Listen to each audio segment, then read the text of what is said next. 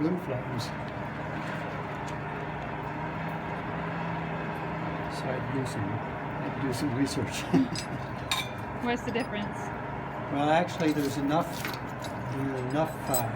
volatile gases that's coming off of the coal as it's starting to get hot, and those gases are burning to create the yellow flames.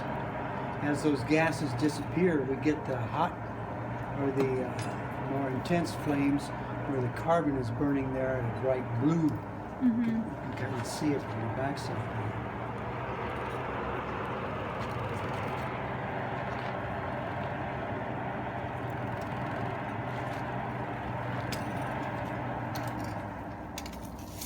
Haven't got anything hot enough yet.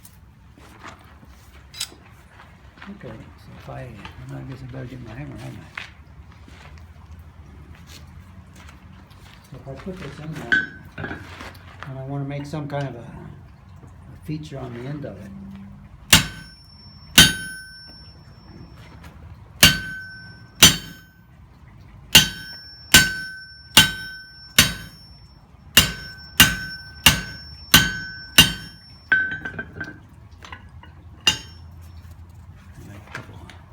Couple notches in it. Oh. And it's fairly accurate to have it all the way around. But then if I want to round it off, then I can.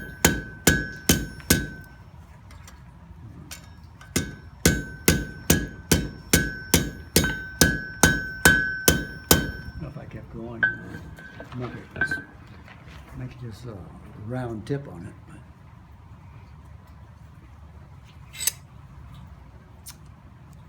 one thing that people have asked me, not many blacksmiths anymore, but there really is.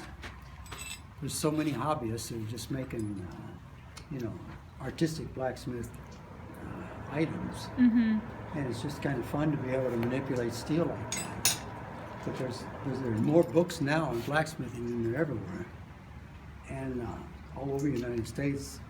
There's different clubs and guilds that get together and we make things, pretty much like we do here at Midway. Most of the time we're making something small, a utensil or hinges or something. Most often it's just kind of artsy. I'm not making any horseshoes or. Is there any knowledge that has been lost that you just can't find the answer to?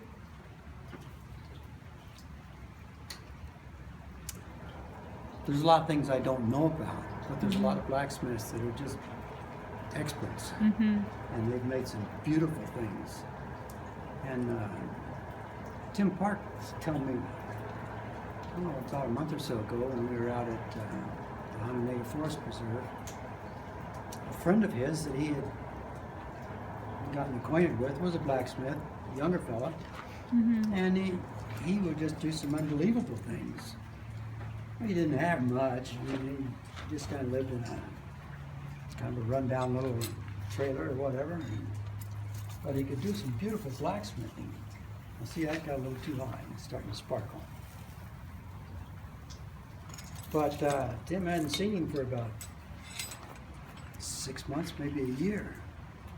He drove up in this real fancy truck. It was all fitted out with all the bells and whistles. And he said, Tim said, "My gosh, where'd you get that?" He said, I sold one of my knives. He was down at a gun show in Texas, and they auctioned off one of the knives that he had created, and he had laminated different colors of steel together and made a beautiful hunting knife out of it. Sold it for $45,000. Oh my goodness.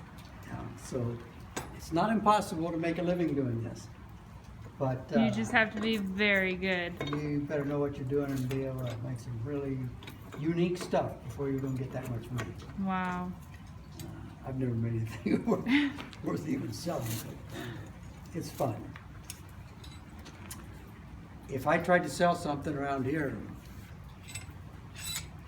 in order to sell it, you may not be making more than 50 cents an hour, because even that little knife that I had that was all polished up from the file, I might have taken 8-10 hours before I got done with that. And if you got a decent wage for 8 or 10 hours, you'd have to sell that for maybe $150. Nobody would pay that much for it. Probably not. So, yeah, it's very difficult to make a living doing this. But it's pretty easy to have fun doing it. And when the kids get interested, you know, and ask good questions and take an interest in it, that's fun too. So I don't regret it at all when the kids come around. But a lot of, you know, it's a day off from school and they don't pay attention at all. But usually in the blacksmith shop, there's enough things going on, and I always can make my own noise too. I can outdo some of the kids' noise, so it's fun.